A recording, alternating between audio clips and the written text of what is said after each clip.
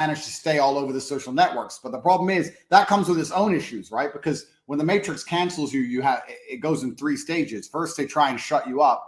If that fails, they try and put you in jail for something you didn't do. And if that fails, they kill you, right? So slowly we're moving on to stage 2.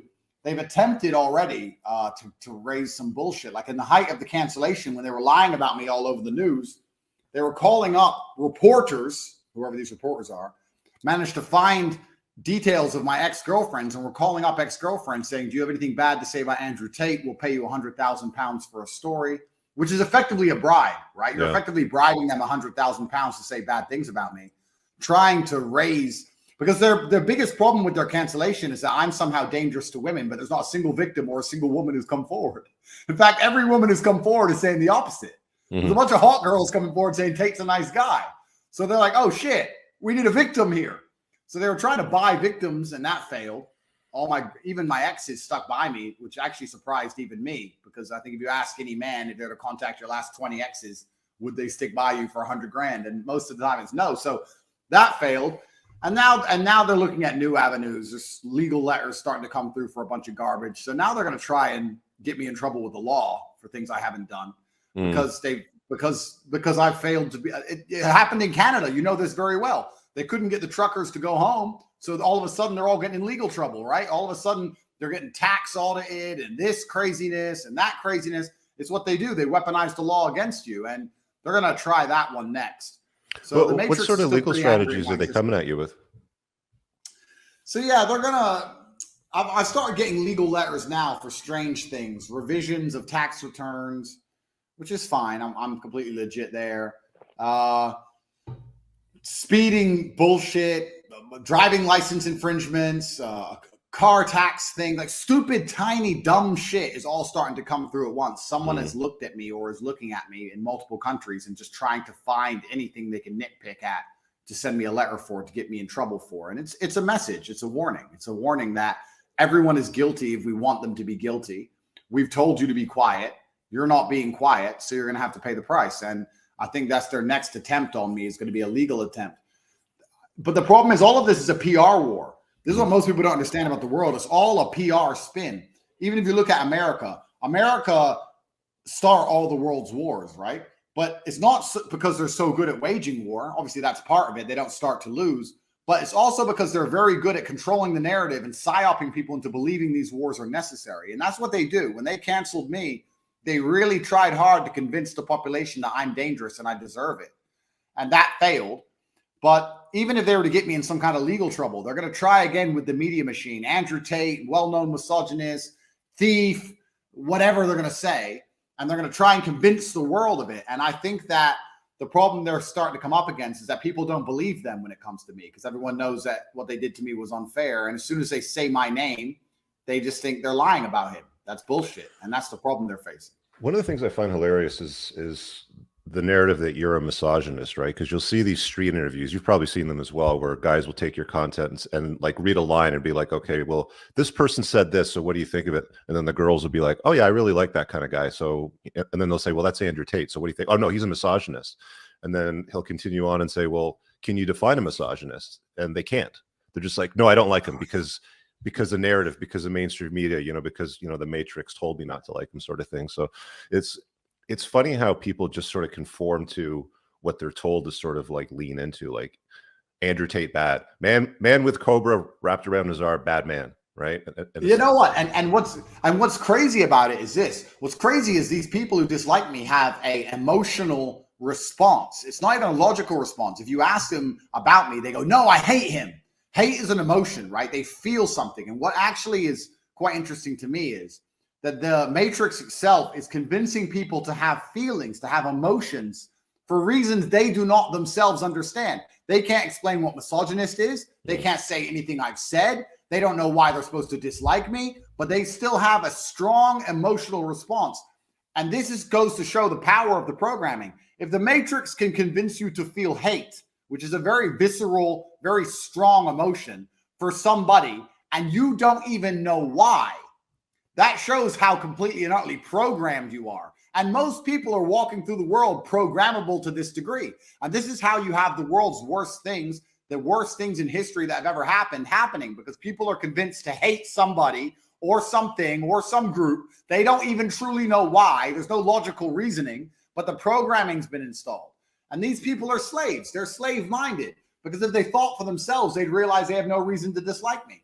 And the whole misogynistic bullshit, because it is bullshit, it wasn't because of anything I said. It was purely because of the influence I had, because I was large and because I was a masculine man who said, don't take shit.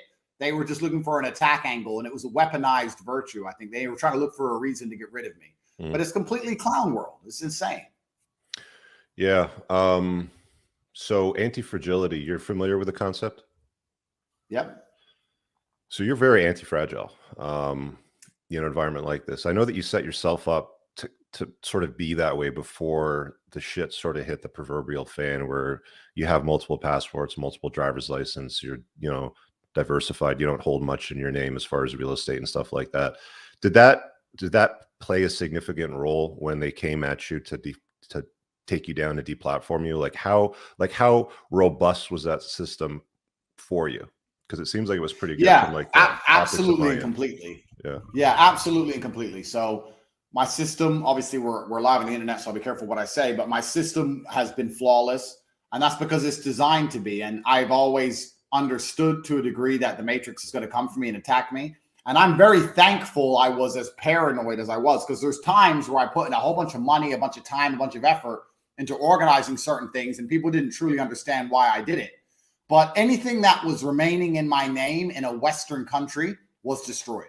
So I had any bank account in my name was frozen. Millions of dollars were seized. If I had any property in my name, I'm sure it would be trouble all around it. Any companies that were in my name are under investigation. So everything that is remaining, all the things that are remaining, are things that I protected specifically. And you protect things very simply. I'll make it very clear to the internet how you protect yourself against the Matrix. You do it in a few simple steps. The first step is to make sure you have as little as possible in your personal name. That's the first thing. They can be owned by entities or companies or people you trust completely, which of course is rare, or trusts. That's the first way. The second way you do it is you try and spread it across multiple jurisdictions, because even the police, they are still human and there's still law that they must follow, even though I think they're criminals and they break as many laws as they can. They can break the laws of their own country relatively easily, the police, but they can't break the laws of foreign nations very easily. So let's say you had a LLC or a company in Canada, let's say Canada. Instead of owning that Canadian company, you should get a company in Singapore to own that Canadian company. And then that company in Singapore should be owned by a trust in the Cook Islands, which is then owned by an entity in Vanuatu off the coast of Australia. So now for them to get to the bottom of it, they have to talk to 5 or 6 different governments, some of which are very small, inept, lazy, slow to reply, backlogged. And it makes it extremely difficult for them to get to the bottom of anything. And this is why the rich do what they do. This is why they deal with all these weird South American countries and Panama Papers and all this kind of stuff. Because by adding all those layers of jurisdiction, it becomes nearly impossible for one entity to penetrate. And the third thing you can do to make yourself anti-fragile, which I've done, is you need to penetrate the non-English speaking world. So in my example, if I were to go to any kind of payment processor, for example, they'd type my name in and Google me or Google anything to do with me and say, no, he's bad news. There's bad English speaking press about him. No. But if I were to get a payment processor that is primarily Chinese based out of Singapore, they don't care. Why would they care? I'm not in their sphere. They don't give a shit. So, or an Arab based, let's say here in the Arab world. So you have to also escape the English speaking world and find ways to get your things done in different jurisdictions as such.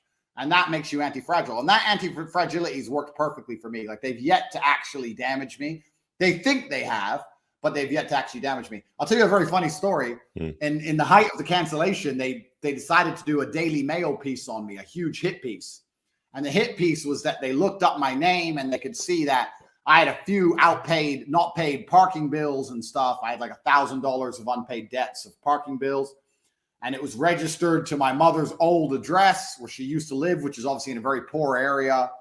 And I had no credit cards, nothing. So they did this whole report on me, and they said the whole expose is that I'm not really a millionaire, right? And it was he owes money, and he's registered to this terrible address, and we can't find any assets in his name. He's a brokey.